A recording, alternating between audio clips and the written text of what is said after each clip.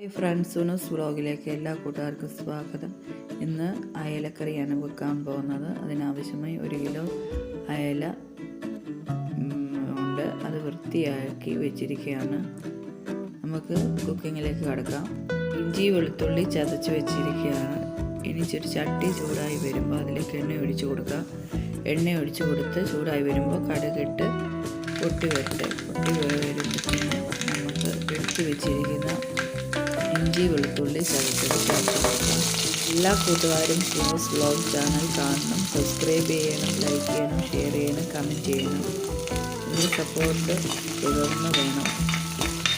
വെളുത്തുള്ളി ചതച്ചത് നല്ലപോലെ ഇളക്കി കൊടുക്കാം. അത് മൂത്ത് വരുമ്പോൾ ഇതിലേക്ക് നമ്മൾ മസാലപ്പൊടികൾ ചേർത്ത് കൊടുക്കാം. അതിനാവശ്യമായി മല്ലി, മുളക്, കായപ്പൊടി, മഞ്ഞൾപ്പൊടി, ഉലുവാപ്പൊടി എല്ലാം ചേർത്ത് നല്ലപോലെ ഇളക്കാം. അത് പൊടിയുടെ പച്ച മണം മാറുന്നിടം വരെ ഇളക്കി കൊടുക്കണം.